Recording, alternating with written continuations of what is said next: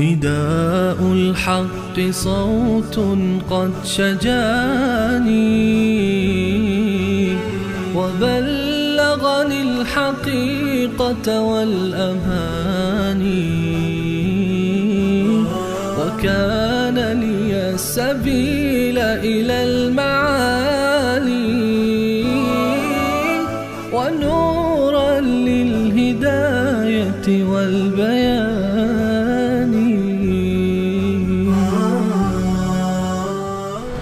أعوذ بالله من الشيطان الرجيم. بسم الله الرحمن الرحيم. يا أيها النبي قل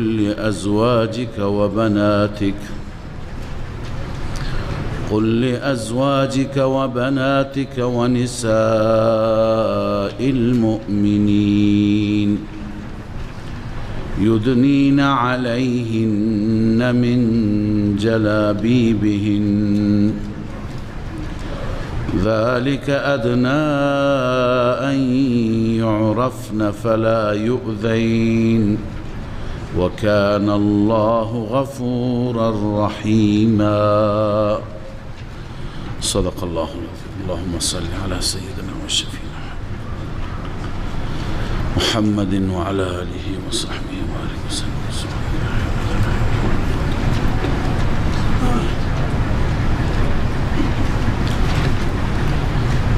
در ادامه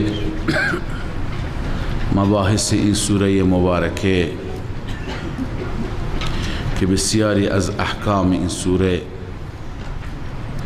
دستورات و ضوابط الهی بودند برای اصلاح امور خانواده، اصلاح امور اجتماعی.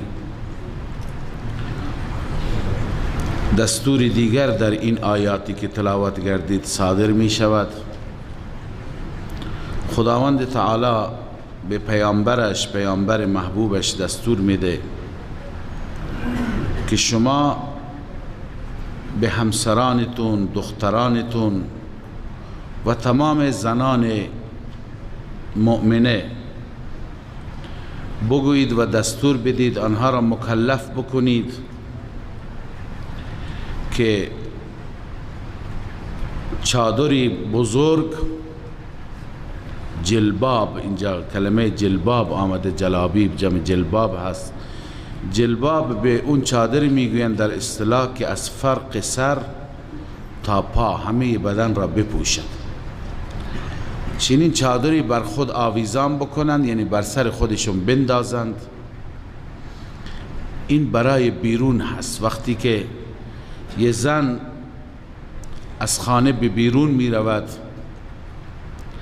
و با توجه به اینکه لباس هایی که به تن دارد، این لباس های زینتی هستند، امکان دارد جواهراتی، زیورالاتی هم استفاده داشته باشد.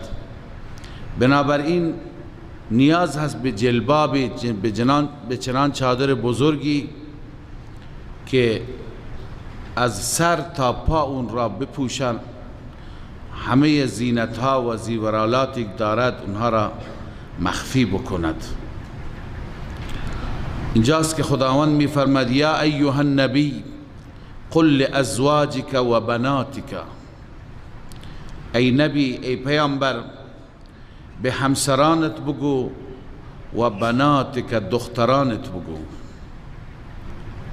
معلوم میشه که دختران رسول اکرم صلی الله علیه و سلم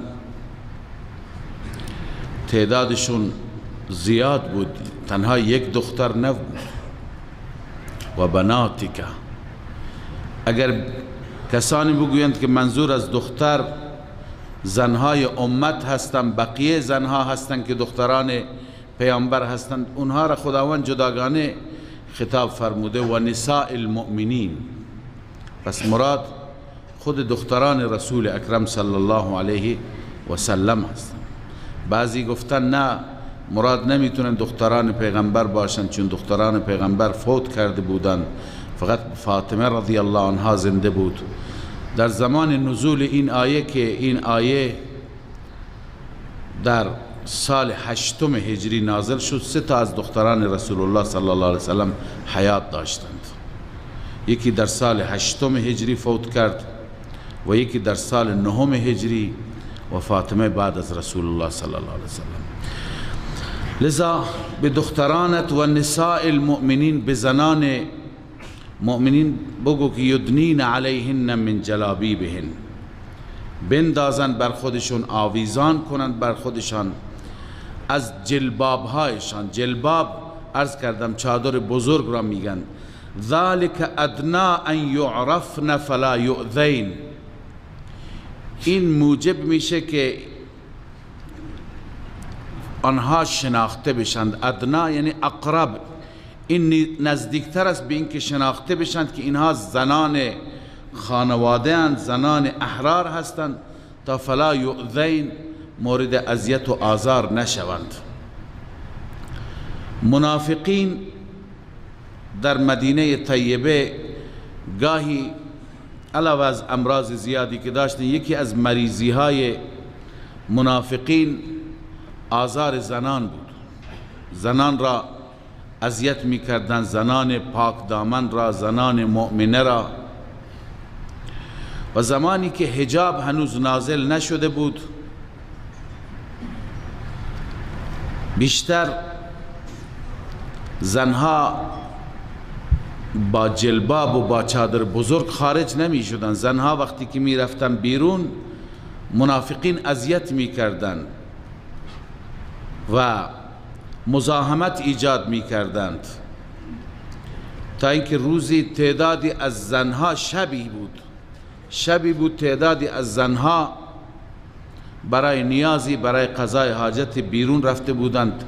تعدادی از منافقین آنان را دنبال کردند و مزاحمت کردند. بعد از اینکه شکایت را خدمت رسول الله صلی الله علیه وسلم آوردند، اون منافقین گفتن ما فکر کردیم اینها کنیز هستند. کنیزها معمولا حجابشون فرق میکنه با حجاب زن حره. کنیز حتی اجازه داره، کنیز واقعی اگر باشه که سرش برهنه باشه، کارهایش را انجام میده، گاهی دستهایش لخت باشه، هم اشکالی ندارد. تقریبا حجاب کنیز شبیه همون حجابی است که مردها دارند. بنابراین اونها گفتن ما فکر میکردیم که اینها کنیزها هستند. الله عزوجل ضمن اینکه بر منافقین توبیخ بیان میفرماید، به زنان میفرماید که شما حجاب کامل داشته باشید. این موجب میشه که شناخته بشید که شما زنهای خانواده هستید، زنهای پاک دامن هستید. بس ببینید فرق یک زن خانواده، زن حره، زنی که آزاد هست و خانواده هست، نسب خوبی دارد، با اون زنی که کنیز هست و به اصطلاح از برده ها هست. همینه که زن خانواده حجاب دارد، حیا دارد، پوشش دارد. کنیزها هستند که پوشش ندارند. پس پوشش و حجاب در واقع ارزشی هست برای زن. من این مطلب را خدمت شما قبلا هم عرض کردم، در سوره نور بود شاید، که حجاب در واقع عزتی هست برای زن. امروز تبلیغاتی بر علیه حجاب داره میشه که نوع فشار هست بر زن و به زندان قرار دادن زن هست. اما قبلا هم عرض کردم که خدای عزوجل زن را بسیار زیبا آفریده. ظرافت هایی در زن هست که اون ظرافت ها در مردها نیستند، زیبایی هایی در زن هست که اون زیبایی ها در مرد نیست، لذا جذابیت داره و این جذابیت باعث فریب کسانی میشه که به تعبیر قرآن در دلهایشون مرض هست.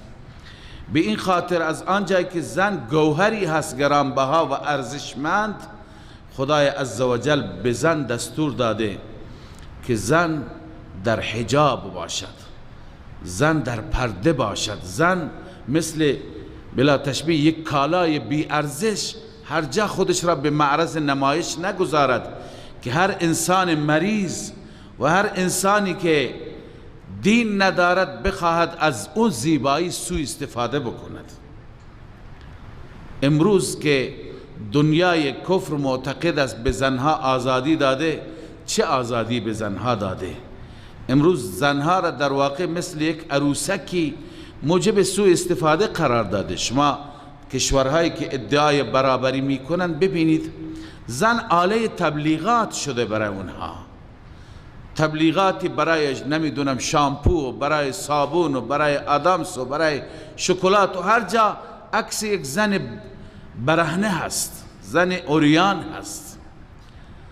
زن موجب جلب و جذب مشتری شده برای اونها، پس به زن بها ندادند، زن را بی ارزشتر کردند. زن یک موجود بسیار ارزشمند هست، مخلوق الله عزوجل، خدا بهش بها داد. عرض کردم همانطور که گوهر گرانبها را انسان به معرض نمایش نمیگذارد، هزاران دزد هست، هزاران بدچشم هست، امکان داره این چیز شیء ارزشمندی که شما داشته باشید طمع داشته باشند و از پیش شما برو باید. شما وقتی که یک چیز ارزشمند داشته باشید اون را مخفی میکنید، اون را به کسی نشان نمیدهید و گوهر را در چندین غلاف پوشیده و مخفی نگه میدارند. زن مثالش همینه. زن را الله عزوجل با توجه به زیبایی ها و ظرافت هایی که در زن داشت خدا قرار داده و ارزشی بهش داده، بهش دستور داده که در پرده بماند. این در واقع بها دادن هست، این در واقع عزت بخشیدن است به زن، نه اینکه العیاذ بالله به زن ظلم کردن باشد. بنابراین ببینید اونها منافقین فکر میکردن که این زنها زنهای کنیز هستند، گرچه اونم بهانه‌ای بود. کنیزک ها هستند که کنیزک ها به خاطر کار و باری که انجام میدن موظف نیستن، مکلف نیستن تمام بدنشون را بپوشن، سر و گردنشون اگر ظاهر بشه، دستشون و آستینشون بالا باشه، این از نظر شرعی اشکالی نداره. الله عزوجل فرمود پس از این به بعد شما زنهای مؤمنه، شما زنهای پاک، شما زنهایی که اصالت دارید، خانواده دار هستید، شما جلباب بپوشید، چادر بزرگ بپوشید که این نشان شخصیت شماست، نشان اصالت شماست، نشان خانوادگی شماست. بس امروز هم زنی حجاب را رعایت می کند که قدر خود را و شخصیت خود را بشناسد. اونی که خودش را نمی شناسد، برای خودش بهای قائل نیست، برای خودش ارزشی قائل نیست، بلا تشبیه و بلا نسبت به ظاهر چند تا وسایل آرایشی استفاده میکنه و میخواد که به معرض نمایش مردان بیان تا مردانی که مشکل دارند، فی قلوبهم مرض هست، اونها با نگاه شهوت آمیزشون سوء استفاده از اونها بکنه. این زن خودش را نشناخته، این زن خودش را یک آله‌ای قرار داده که از این آله ها خیلی هست و این دنیا مردم از اونها سوء استفاده میکنن، ارزشی در واقع ندارن. بس الله می فرماید که ذالک ادنا ان یعرفن فلا یؤذین، این نزدیکتر است به این که اونها شناخته بشن که اینها زنهای ارزشمندند، زنهای دارای اصالتند، فلا یؤذین، مورد اذیت و آزار واقع نشوند. و کان الله غفورا رحیما، الله عزوجل بخشاینده و مهربان است. اما الله عزوجل تذکری بیان می‌فرماید برای منافقین، برای این نوع انسانها. این نکته را هم باید داشته باشیم که چشم چرانی، مزاحمت برای دختران مردم و چشم دوختن به ناموس مردم، این از دأب و عادات منافقین است، این از صفات نفاق است. کسی که این عادت را دارد و کسی که دنبال ناموس مردم هست، او شعبه بزرگ از شعبه های نفاق در درونش هست، به فکرش باید باشد. لذا هستند امروز همونطور که بقیه صفات نفاق در میان مسلمانان هستند، متاسفانه این صفت هم در بسیاری از جوانان هستند. گاهی میبینیم در ساعات تعطیل مدارس، دانشگاهی ها جمعی هستند که سر راه ناموس مردم نشستند، ایستادند، با ماشین دور میزنند، با موتور دور میزنند. اینا واقعا مریضند، اینا واقعا در قلبشون مرض از قرآن تعبیر میکنه، اینا واقعا نفاق دارند. خدا اینها را اصلاح بکند، باید به فکر اصلاحشون باشند. بد مرضی هست و انسان باید فکر بکند، همانطور که در حدیث آمده، اون کاری که با ناموس مردم میکنه و دنبال ناموس مردم هست، به خود قیاس بکند اگر همین احوال را، همین کار را کسی با ناموس خودش انجام بده. لذا مسلمان باید درک داشته باشه، فهم داشته باشه، ناموس مسلمان ناموس ما هست. لذا الله می فرماید لئن لم ینتهی المنافقون، اگر باز نیایند منافقان، والذین فی قلوبهم مرض، و آنانی که در دلهایشان مرض هست، یعنی شهوت پرستان، اهل هوا و هواس، اهل شهوت و شهوت پرستی، اینها در دلشان مرض است، مریض القلبند. الله می فرماید اگر اینها باز نیایند، والمرجفون فی المدینه، و آن شایع افکنانی که در شهر هستند. مرجفون به کسانی میگویند که دنبال بدنام کردن مردم هستند، دنبال شایع پراکنی هستند. گاهی اتفاقی میفته یا نمیفته، هی مردم را بدنام میکنند، هی به فکر بدنام کردن و بی آبرو کردن خانواده ها هستند. یکی از خصال نفاق و اهل نفاق همینه که سعی میکنند با آبروی مردم بازی بکنند. امکان داره در بعضی خانواده ها اشتباهاتی هم باشد، اما یکی یک اشتباهی کرده و یکی میخواد این اشتباه را برجسته بکند و همه جا پخش بکند، در فضای مجازی همه جا پستش میکند، میخواد کسی را بدنام بکند. این انسان در واقع صفتی از نفاق و اهل نفاق دارد.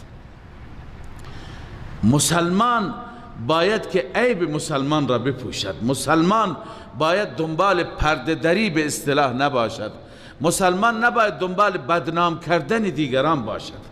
متاسفانه بعضی از صفات منافقین در میان مسلمان ها هست و اهمیت هم نمیدن. کسی میبیند در فضای مجازی مثلا مطلبی بر علیه خانواده نوشته که فلان خانواده فلان اشتباه را دچار شده، هی این را چندین جا پست میکند، چندین جا گزارش میکند، هی سعی میکند بدنامتر بشه. خیلی خطرناکه. این تصور را ما هم اشتباه میکنیم. این تصور را داشته باشیم که اگر اشتباهی از ما سر بزند و کسی بخواد همه جا منتشر بکند. لذا متاسفانه امروز بعضی ها اشتباهات کسانی را فیلم میگیرند و هی پخش میکنند، میخوان مردم را بدنام بکنند. این هنری نیست، این نفاقی هست.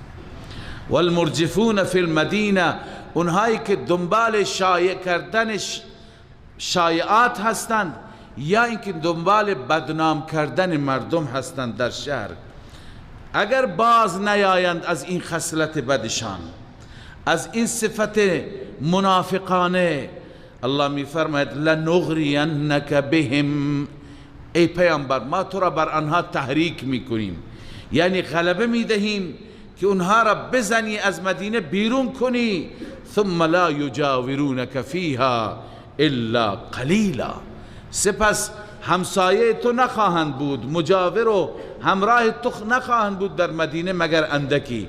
یعنی دیری نخواهد رسید که ما به تو دستور میدیم که اینها را از اینجا بیرون کنی، یا اینکه وقتی که دستور برسد دیری نخواهد رسید که تو بر اونها غلبه پیدا میکنی، دیگه اونها از مدینه تبعید میشن.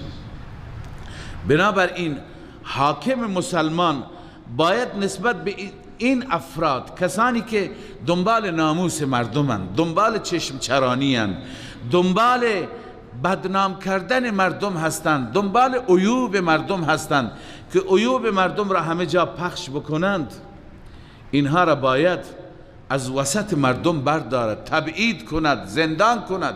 لا یجاورونک فیها الا قلیلا. و این جزای دنیویشون است. اما از طرف الله عزوجل، الله هم اینها را مورد لعن و نفرین قرار داده. واقعا با آبروی مسلمان بازی کردن بسیار خطرناک است. چه با آبرویش بازی کنه که دنبال ناموسش کسی باشه، چه اگر مسلمان اشتباهی کرده دنبال بدنام کردنش کسی باشه. از کلمات معلوم میشه که الله عزوجل چقدر ناراضی هست بر انسانهایی که دارندگان این صفات هستند. الله می فرماید ملعونین اینما ثقفوا، اینها ملعونند، از رحمت الله بدورند. اینما ثقفوا، هر جا یافته بشوند، اخذوا دستگیر شوند، و قتلوا تقتیلا، کشته شوند، کشته شدنی. البته این در رابطه با منافقینی هست که دین و ایمان هم نداشتند، به ظاهر اظهار ایمان می کردند، ولی در صفهای مسلمان ها که هستید، همین که کفر شما را پرده گذاشتیم و ظاهر نمی کنیم از طرف خداوند، همین کافیه دیگه، بیشتر اذیت و آزار نرسونید به مسلمان ها. اگر به اذیت و آزارتون ادامه بدهید باید از مدینه اخراج بشید، با همون کفار یکی بشید. همونطور که اعلام جنگ با کفار است، اعلام جنگ با شما هم میشه. پس اینکه ما در چندین آیه خواندیم یا ایها النبی جاهد الکفار والمنافقین، ای پیامبر با کفار و با منافقین بجنگ، که بعضی از مفسرین تفسیر میکنن جنگیدن با منافقین با زبان هست، با کفار با سنان و شمشیر و نیزه هست. و شیخ رحمه الله میفرمی، شیخ حسین علی، نه، بعضی از منافقین هستن با اونها هم جنگ با شمشیر، همین نوع منافقینند. یا اون منافقینی که بظاهر ایمان آوردن، خارج مدینه زندگی میکردند، اما با کفار مباشر بودند، همراه بودند و هماهنگ بودند. وقتی که با اون کفار جنگ بشه، اون منافقین دیگه جز اونها هستند. یا این منافقینی که نفاقشون بر نفاقشون پرده گذاشته شده، اما چنین فسادهایی میکنند، چنین شایع پراکنی هایی میکنند، اینا رو باید بیرون کرد، از دار اسلام بیرون کرد، برند همونجا با کفار. هر وقتی که جنگ با کفار شد، اینها هم بر اینها پروا نکنید، رحم نکنید، اینها رو بکشید. به این معنی است سنت الله فی الذین خلوا من قبل. این سنت الهی است که در پیشینیان هم گذشته که با مفسدین بد برخورد بشه. این سنت چه سنتی هست؟ سنت و روش الهی این است که با مفسدین بد برخورد بشه. ولن تجد لسنت الله تبدیلا، سنت و روش الهی تبدیل نمیشه. لذا منافقینی که فساد میکنن، فساد اخلاقی دارن، چشم چرانی دارن، یا در جامعه موجب اشاعه فساد میشوند، الله عزوجل اینها را به اشد مجازات گرفتار میفرماید. این سنت الهی است. یسألک الناس عن الساعه، وقتی که در رابطه با عذاب و درباره مؤاخذه خدا صحبت میشد، اونها میگفتن خب قیامت کی هست؟ به صورت تمسخر، به صورت استهزاء و باور نکردن. الله میفرماید اعلام کن که علم قیامت پیش من نیست. این از خواص پنجگانه هست که علم قیامت را هیچ کسی ندارد. 5 تا هستن، یکی از اونها علم قیامت هست. الله می فرماید یسألک الناس عن الساعه، مردم شما را از قیامت میپرسند قل انما علمها عند الله، بگو جز این نیست که علمش نزد الله است، من عالم الغیب نیستم. و ما یدریک لعل الساعة تکون قریبا، چه خبر داری شاید قیامت نزدیکه؟ تو چی میدانی؟ شاید نزدیکه. لذا فقط همین قدر بدون که نزدیک، دیگه زمانش کی هست الله بهتر میداند. ان الله لعن الكافرین و اعد لهم سعیرا، خداوند کافرین را لعنت فرموده، نفرین فرموده. لعنت یعنی دوری از رحمت، و برای آنان خدای تعالی آتشی شعله ور شعله زن مهیا فرموده. من در رابطه با قیامت یه بار قبلا توضیح دادم، اما بعضی عزیزان که جدید هستند، قرآن چندین بار اعلام فرموده قیامت نزدیکه. اقتربت الساعه، اقترب للناس حسابهم، ازفت الازفه. عزوف قرب را میگن، نزدیک شدن را. اون اتفاقی که به ناس اتفاق بیفته نزدیکه. رسول اکرم صلی الله علیه و سلم تاریخ قیامت را نمیدانستند، اما علائم قیامت را جبرائیل برایشون بیان فرمودند و ایشون برای ما بیان فرمودند. از مطالعه مجموعه حدیث معلوم میشه که علائم قیامت بر 3 قسم هستند. بعضی علائم بعیده هستند، با قیامت فاصله دارند، مثل بعثت رسول الله صلی الله علیه وسلم، شق قمر، وفات رسول الله، اقتربت الساعه و انشق القمر. یکی از دلائل انشقاق قمر گفته شده، وفات رسول الله. اینها جز علائم بعیده هستند که با قیامت فاصله دارند. بعضی دیگه از علائم هستند و فتنه هایی هستند که اینها جز علائم قیامت هستند. اینها را میگه علائم متوسطه. اینها در زمان خیر القرون نبودند، در زمان صحابه نبودند، در زمان تابعین نبودند، اما متاسفانه این علائمی که در حدیث آمدند در زمان ما هستند.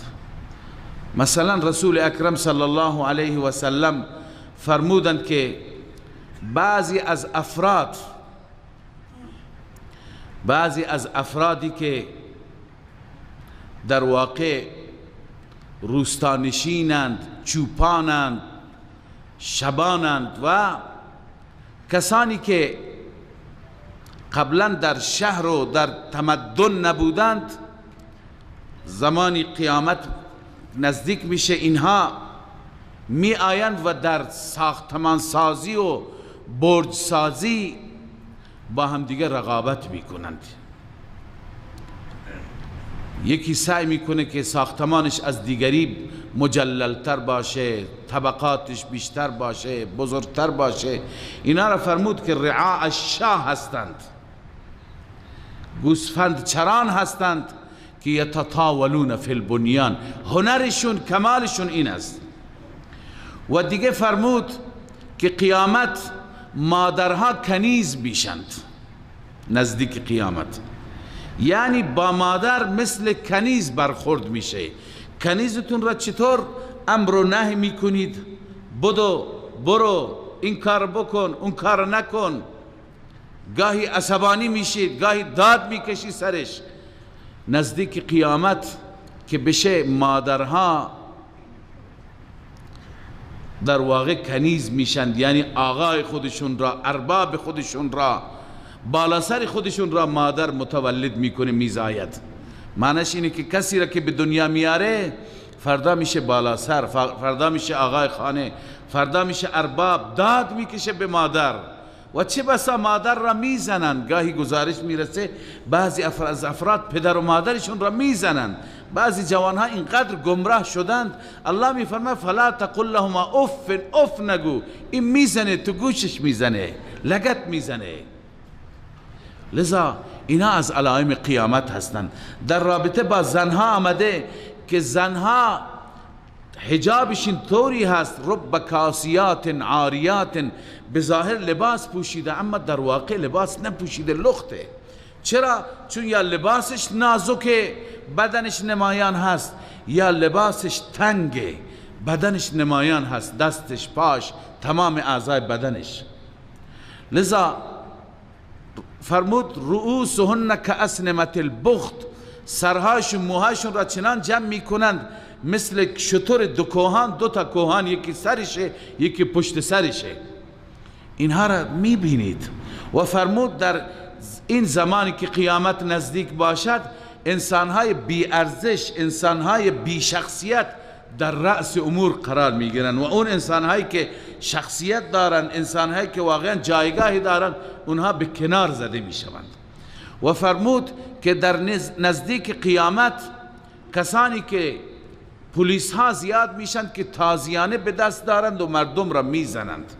و دیگه فرمود که زنا زیاد میشه، ربا زیاد میشه، رشوه زیاد میشه، قتل و خونریزی زیاد میشه. اینا علائمی هستن که به هر حال مشاهده میکنیم. اینها علائم متوسطه قیامت هستن. پس دو مرحله گذشته، الله بر ما رحم کنه. سوم میماند علائم قریبه قیامت، اونی که با قیامت فاصله چندانی ندارن، مثل نزول عیسی علیه السلام هست، طلوع خورشید از مغرب هست و بادی و نسیمی که میوزد ایمانداران را و روح اونها را قبض میکند، دابت الارض هست و علائم دیگری که در نزدیک قیامت اونها ذکر شدند، اونها هنوز رؤیت نشدند. لذا و ما یدریک لعل الساعه تکون قریبا، خبر نداری شاید قیامت نزدیک هست. ان الله لعن الكافرین و اعد لهم سعیرا، خداوند کافرین را که انکار میکنن نفرین فرموده و لعنتش چیه؟ اعد لهم سعیرا، برای اینها آتشی آماده کرده، خالدین فیها ابدا، همیشه در آن آتش به صورت ابد میمانند. لا یجدون ولیا ولا نصیرا، نفی شفاعت قهری، نمییابند برای خودشان هیچ حامی و هیچ نصرت کننده ای، کسی نیست اونها را نجات بده.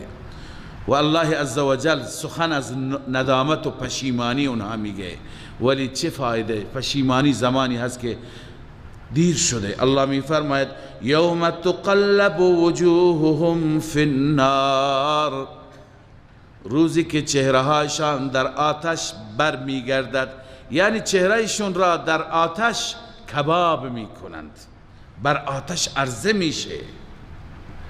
اونجا وقتی که میبینند که اینقدر سخت، قابل تحمل نیست، چه میگویند؟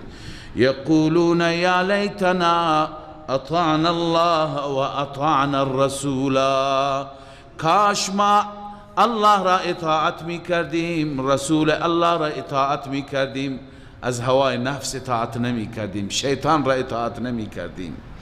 الله می فرماید و قالوا ربنا انا اطعنا سادتنا، بار اله ما اطاعت کردیم ساده خودمون را، رؤسای خودمون را. ساده رؤسا را میگن، رؤسای کفر و شرک، کسانی که مردم را به سوی کفر و شرک فرا میخواندند.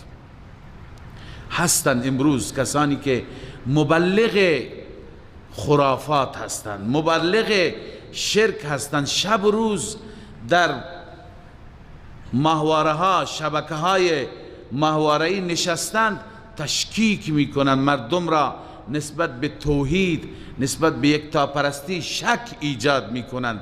هی مردم را به سوی غیر الله پرستی، به سوی عیسی مسیح، به سوی دیگه آستانه ها مردم را تشویق میکنند که مردم از اونجا استمداد کنند، مردم از اونجا کمک بگیرند. اینها هستند ساده، اینها هستند رؤسای کفر و شرک که روز قیامت تابعین از اینها میگن خدایا ما علمی نداشتیم، ما از اینها تبعیت کردیم، انا اطعنا سادتنا، سرداران خودمون و کبرانا، بزرگان خودمون را اطاعت کردیم، فاضلون السبیلا، ما را از راه حق، از راه توحید، از راه ایمان ما را گمراه کردند. خب که چی؟ الان چی میخوایی؟ چیزی دیگه نمیخواد، امیدی ندارد، فقط میگه خدایا اونهایی که ما را گمراه کردن اونها را 2 برابر عذاب بده، هرچی ما هستیم اونها را چند برابر عذاب بده که اونها ما را به خاک سیاه نشوندن. ربنا آتهم ضعفین من العذاب، بار الها 2 برابر اونها را عذاب بده. ولعنهم لعنا کبیرا، آنها را لعنت کن، نفرین کن، نفرین کردن بزرگی که هیچ وقت بوی از رحمت نبینند. فقط اینه که اظهار میکند احساسات درونیش را که چقدر نسبت به سادت و کبرا، اونهایی که در دنیا برای اونها کرنش میکردند، در دنیا برایشون رکوع و سجده میکردند، اونجا میگه فقط عذابش چند برابر باشد. یا ایها الذین آمنوا لا تکونوا کالذین آذوا موسی. در این سوره تقریبا از ابتدای سوره تا وسط سوره تا پایان سوره موضوع یه چیز بود، این بود که نبی خدا را، رسول خدا را اذیت نکنید. ابتدا بحث اذیت و آزار کفار و مشرکین و منافقین و اهل کتاب بود که احزاب تشکیل دادند، و بعد از اونها بحث منافقین که منافقین چقدر اذیت میکردند، چقدر تمسخر میکردند و پیشگویی های پیغمبر را به باد مسخره میگرفتند. اونها را الله عزوجل ذکر کرد. بعد ازواج مطهرات را تذکر داد که شما هم اذیت نکنید، شما هم از پیغمبر خدا، از نبی خدا مطالبه‌ای که بی خود باشد، بی جا باشد داشته نباشید. زندگی که ایشون برای خودش میپسندد شما با اون زندگی کنار بیایید. چنانچه ازواج مطهرات کنار آمدند، الله و رسولش را اختیار کردند. در پایان الله عزوجل باز هم همون مورد را تکرار میفرماید که پیغمبر من را اذیت نکنید، همان گونه که بنی اسرائیل موسی را اذیت کردند اون گونه نباشید. یا ایها الذین آمنوا لا تکونوا کالذین آذوا موسی، نباشید مثل آنانی که موسی را اذیت کردند. فبرأه الله مما قالوا، خداوند موسی را تبرئه کرد از آنچه که گفتند. چی بود اذیت و آزار موسی؟ اینجا 2 تا داستان نقل کردند. یکی که در روایت بخاری و مسلم هست، حدیثی آمده، اون حدیث البته حدیث صحیح هست، ولی این که شأن نزول این آیه باشد و این آیه در رابطه با اون باشد، چنین چیزی در حدیث نیامده، فقط همون واقعیت در حدیث آمده. بعضی از مفسرین با توجه به اون داستان و این جریان گفتند که حتما این آیه در رابطه اشاره به همون جریان داره. جریان این بود که در قدیم مردم احکام نازل نشده بود، مردم از نظر حیا سست بودن، ضعیف بودن. مردمان، شما میدونید مردمان قدیم حتی لباس هم نداشتند. درباره ذوالقرنین خواندیم که یه جایی رفت در مشرق زمین که مردم نه سقف خانه داشتند نه لباس داشتند، لخت مادرزاد. لذا این مسائل ایرادی و اشکالی نداشت. اما انبیاء را الله عزوجل هم معصوم آفریده، هم با حیا آفریده. موسی علیه السلام در میان بنی اسرائیل بود. بنی اسرائیل با هم همیشه وقتی که استحمام میکردن، حمام عمومی همون جوی آب بود و نهر بود، هم دیگر را هم میشستن، لخت بودن تو آب. موسی با اونها نمیرفت.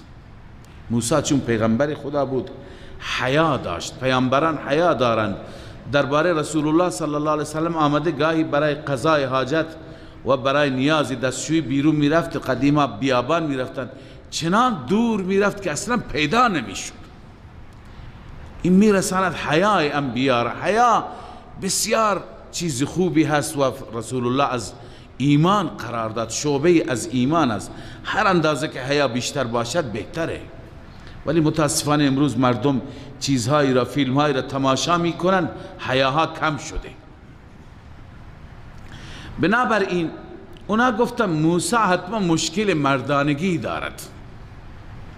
انه آدر میگفتن. آدر به کسی میگویند که خصیتینش بزرگ باشد و آله مردانگی به اون صورت ندارد.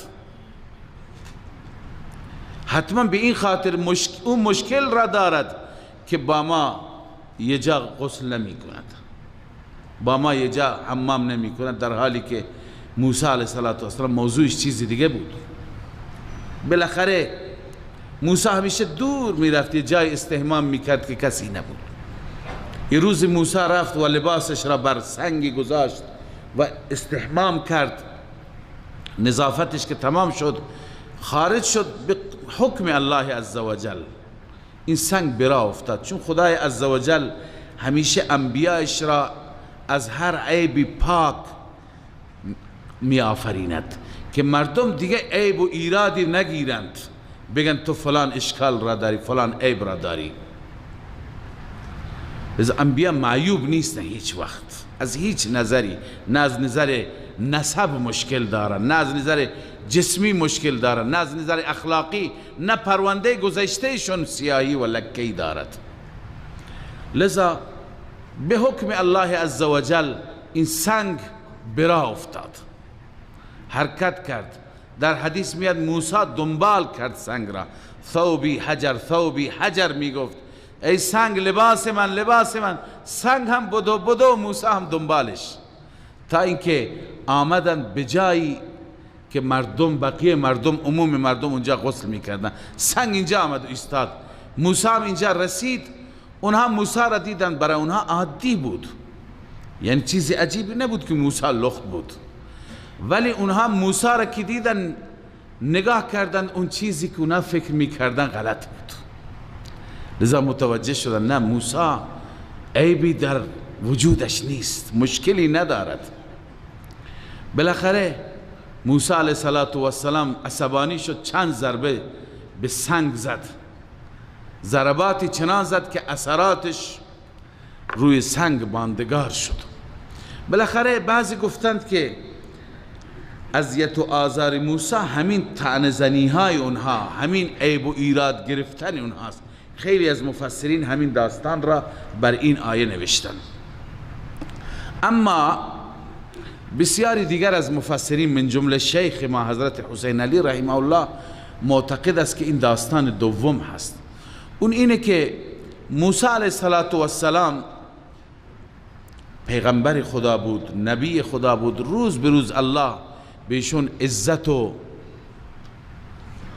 شکوه بیشتری بخشیده بود و به پیش می رفت.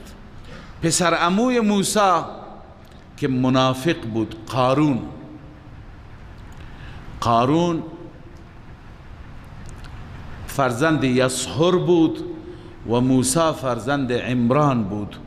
عمران و یسحر با هم برادر بودن. بعضی وقتا عموزاده ها با هم یک رقابتی هم دارند، حسادتی هم دارند. این با ضمن اینکه منافق بود، حسود هم بود، خیلی با موسی مشکل داشت. لذا این میخواست که موسی را بدنام بکند. یه زن فاحشه‌ای و زن فاسده‌ای را خواست، یه پول، یه مبلغ خوبی بهش داد. گفت وقتی که موسی داشت سخنرانی میکرد، من از موسی میپرسم که چرا تو خودت این کار هستی؟ و موسی این کار کرد. تو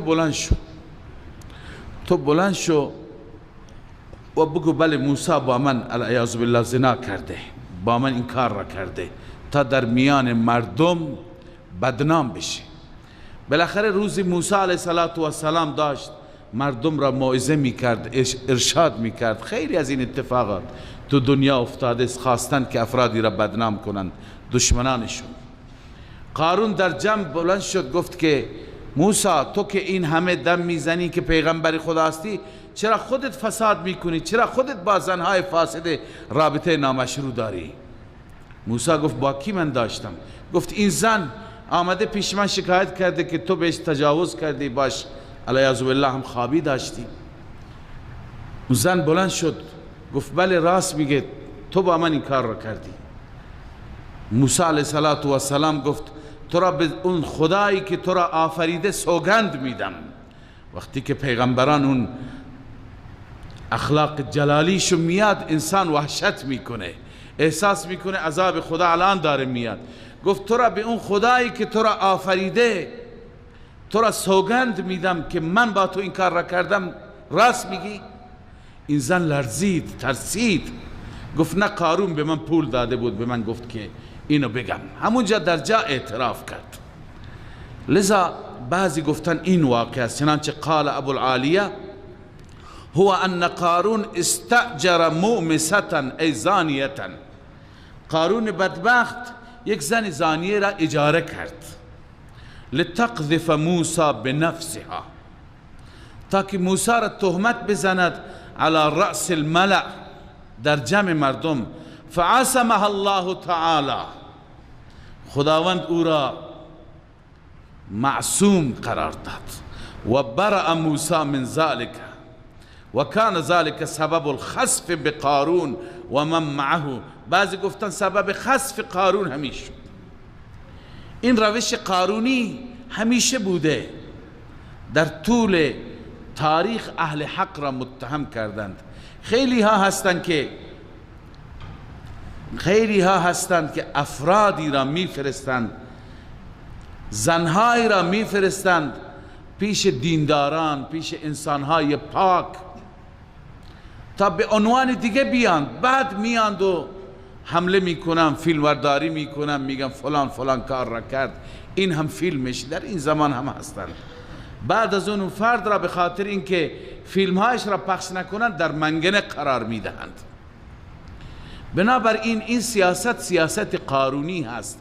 افرادی که واقعا برای دین کار میکنن، برای جامعه کار میکنن، برای خدا زحمت میکشند، همیشه در معرض این نوع تهمت ها بوده و هستند. لذا الله میفرماید یا ایها الذین آمنوا لا تکونوا کالذین آذوا موسی. ای مؤمنان، ای کسانی که ایمان آوردید، شما نباشید مثل کسانی که موسی را اذیت کردند. فبرأه الله مما قالوا، الله ایشون را تبرئه کرد از آنچه که آنها گفتند. و کان عند الله وجیها، موسی نزد الله وجیه بود، ارزشمند بود، وجاهت و قدر و جایگاه داشت. یا ایها الذین آمنوا اتقوا الله وقولوا قولا سدیدا.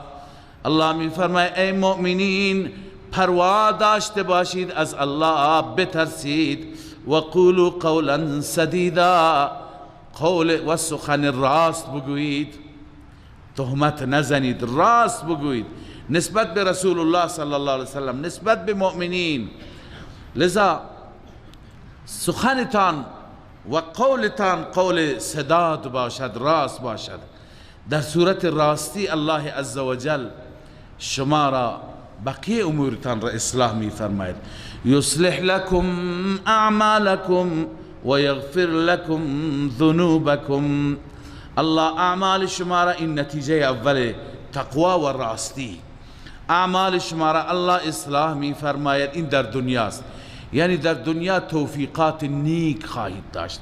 اینا بفهمید که هر عملی در دنیا بر عمل دیگه موکول است، هم عمل نیک هم عمل بد. گاهی انسان عمل نیک اندکی میکند، این موجب میشه توفیق بیشتری داشته باشد. اون عمل را انجام میده، اون باعث میشه توفیق بیشتری داشت. آخر کارهای کلان کلان میکنن. گاهی انسان گناهی کوچکی میکند و بی‌پروایی میکنه، این گناه باعث میشه که گناه بزرگتری مرتکب بشه. اون گناه را وقتی که نادیده میگیرد و بی توجهی میکنه، باعث میشه بره بزرگتر، بره آخر قتل انسان، بره جنایت ها. الله عزوجل درباره بنی اسرائیل فرمود، خواندیم در سوره بقره که و یقتلون النبیین بغیر الحق، انبیا را میکشتند به ناحق. چرا؟ ذالک بما عصوا و کانوا یعتدون، چون از قبل اینا عصیان میکردن، گناه میکردن، متجاوز بودن، تجاوز پیشه بودن. لذا برای اونها پروا نداشتن، اون گناه باعث شد گناهان بزرگتری انجام بدن. روی همین آیه مفسرین نوشتن که اعمال نیک اندک را معمولی ندانید و اندک ندانید، مستحبات را لذا معمولی ندانید، نوافل را معمولی ندانید. شما که اینها را انجام بدید، خدای عزوجل توفیقی میده که شما کارهای کلان کلان انجام بدید که باعث نجات ملتی بشید. لذا کسانی که مستحبات را انجام میدند آخر الله عزوجل توفیق جهاد هم بهشون میده، توفیق نجات و حمایت از انسانها را هم بهشون میده. پس قول سدید داشته باشید، سخن درست داشته باشید. یصلح لکم اعمالکم، الله بقیه اعمال شما را اصلاح میفرماید. و یغفر لکم ذنوبکم، گناهان شما را الله مورد آمرزش قرار میده. و من یطع الله و رسوله فقد فاز فوزا عظیما. اما همه چیز در قالب اطاعت خدا و رسول، نه اینکه یک کسی بگه از خودش گفتار نیک، پندار نیک، رفتار نیک و بس همینه، بقیه خودش را از قرآن و از سنت مستغنی بداند. نه، محاسن، نیکی ها، زیبایی ها در پرتو اطاعت الله و رسول الله عز وجل. و من یطع الله و رسوله فقد فاز فوزا عظیما. آخر الله عز وجل زجر بیان می فرماید بر منافقین و همچنین تخویف اخروی هست. الله می فرماید انا عرضنا الامانة على السماوات والارض، ما امانت را عرضه کردیم بر آسمان ها و زمین. منظور از امانت چیه؟ ببینید بقیه مفسرین، اول اون چی که از نظر عامه مفسرین است، عامه مفسرین معتقدند که امانت یعنی همین تکلیف، این که ما مکلف هستیم. خدای عزوجل به بقیه حیوانات این تکلیف را نداد، به بقیه جمادات و نباتات نداد، ما را مکلف ساخت، به ما عقل داد، به ما استعداد داد، هر نوع استعداد را. فالهمها فجورها و تقواها، هم استعداد فسق و فجور داد، هم استعداد تقوا و خدا ترسی و خدا پرستی داد. لذا بعدا ما را مکلف ساخت که ای انسان تو مکلف هستی، این کارها را انجام بده، این کارها را انجام نده. اگر انجام دادی این از پاداشت، اگر انجام ندادی این از جزایت. الله این تکلیف را عرضه کرد بر بقیه آسمان ها و زمین و کوه ها، اونها انکار کردند. عموما اینطور تفسیر میکنند فابین ان یحملنها، اونها انکار کردند، انسان پذیرفت انسان ظلوم و جهول است. اما این تفسیر زیاد به دل نمینشینه، گرچه بیشتر مفسرین همین تفسیر را کردن. به چه دلیل؟ که چطور زمین و آسمان، ماه و خورشید، کوه و دشت بیاد و دستور خدا را بگه نه ما قبول نمی کنیم.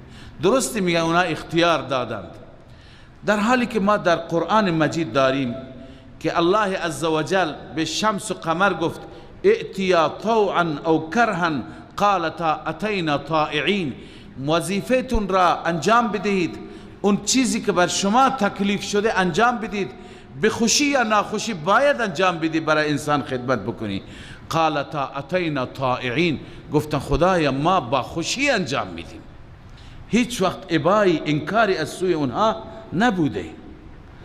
پس معنای این آیه چی هست؟ تفسیر این آیه، حضرت شیخ رحمه الله، شیخ حسین علی تفسیری میکند که بعضی دیگه از علما، عموما بعضی از محققین این تفسیر را میکنن، شیخ ترجیح میده، تفسیر شیخ نیست، تفسیر دیگران از شیخ این را ترجیح میده. اون اینه که مراد از امانت خب وظیفه هست، تکلیف هست، اما مراد از حمل امانت به دوش گرفتن نیست. مراد از حمل امانت به دوش گرفتن نیست، بلکه مراد از حمل خیانت است. و به حمل الامانت الخیانه، مراد از حمل امانت چی هست؟ خیانت. حمل کردن یعنی امانت را انداختن، امانت را ادا نکردن. فقط روی این کلمه اختلاف هست، بعد مشکل حل میشه. اگر به این معنی باشد معنای آیه و تفسیر آیه این میشه که انا عرضنا الامانته، ما تکلیف را، اون تکلیفی که باید انجام بدهند، هر یکی از مخلوقات یک تکلیفی دارد. آسمان تکلیفش اینه که بر ما سقف بشه، زمین تکلیفش اینه که بر ما فرش بشه، خورشید تکلیفش اینه که بر ما طلوع و غروب بکند، ما هکذا، دریا، کوها، هر یکی وظیفه خودشون را انجام میدن، تکلیفشون همین کاری که فعلا دارن میکنند.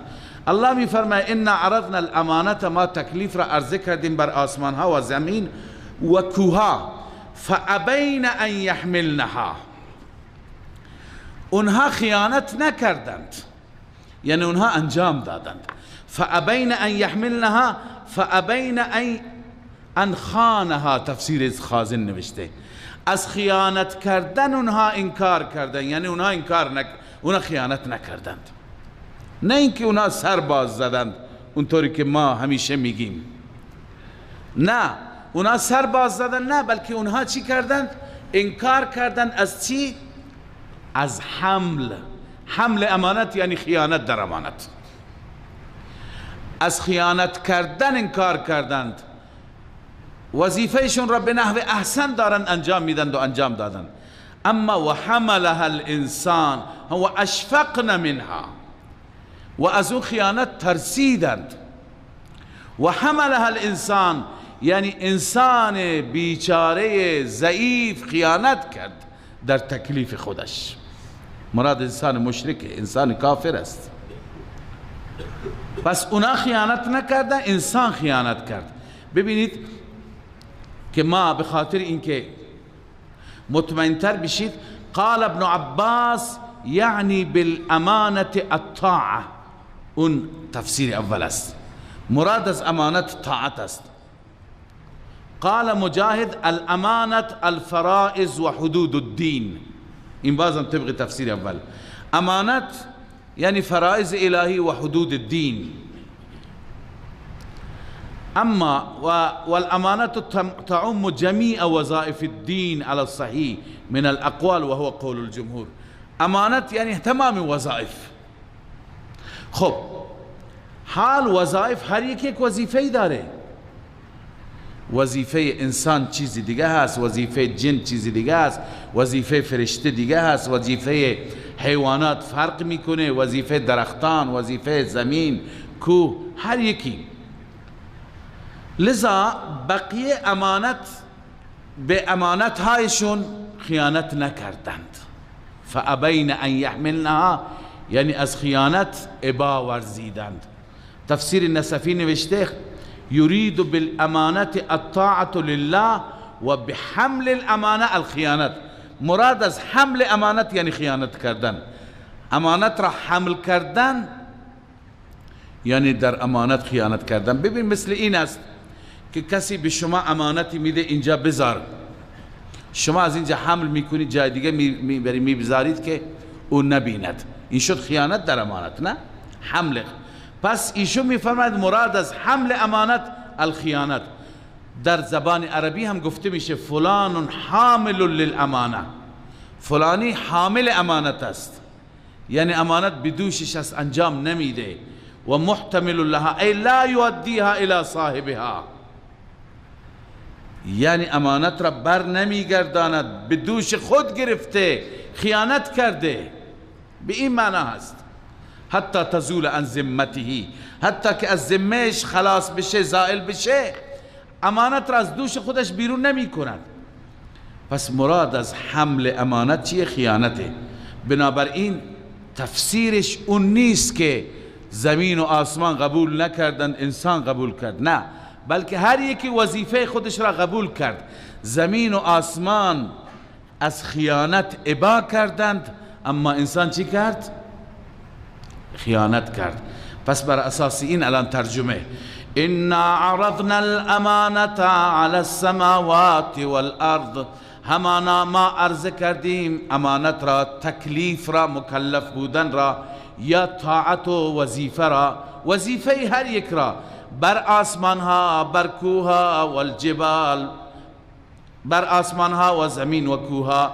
فابین ان یحملنها، همه اینها انکار کردند از اینکه خیانت بکنند در آن، و اشفقن منها، و ترسیدند از آن خیانت، و حملها الانسان، و در آن خیانت کرد انسان، و ای خانها الانسان، مدارک نوشته نقلا عن الزجاج، زجاج امام لغت است. و حملها الانسان ای خانها الانسان انه کان ظلوما جهولا، همانا این انسان ظالم است و جاهل، ظلوم هست، ظلم به معنی شرک، جهولا جاهل است، جهل به معنی نفاق. اینجا ظلم میکنه، شرک میکنه انسان و دورنگی میکنه، فکر میکنه کسی نمیدانه، جاهل است، جهول است. به چه دلیل؟ به ادامه آیه لیعذب الله المنافقین والمنافقات،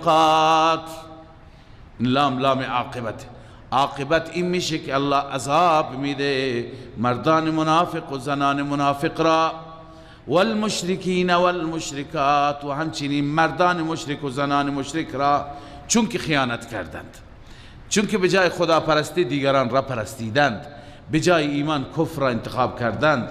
و یتوب الله علی المؤمنین والمؤمنات، الله بر مؤمنین و مؤمنات رجوع میکند، به این معنی که اونها را مورد مغفرت و بخشش قرار میده، آخرتشون را آباد میکند. و کان الله غفورا رحیما، بدونش و الله عزوجل بخشاینده هست و مهربان هست. کسانی که توبه بکنند صادقانه، الله هم مهربانی میکند بر اونها و هم میبخشد. خب این سوره مبارکه احزاب بعون الله سبحانه و تعالی تمام شد.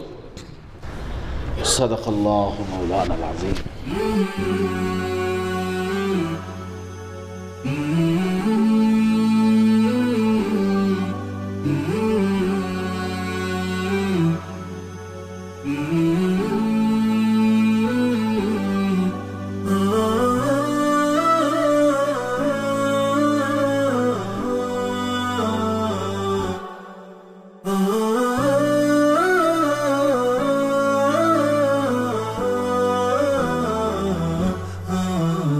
نداء الحق صوت قد شجاني، وبلغني الحقيقة والأماني، وكان لي السبيل إلى المعالي، ونورا للهداية والبيان.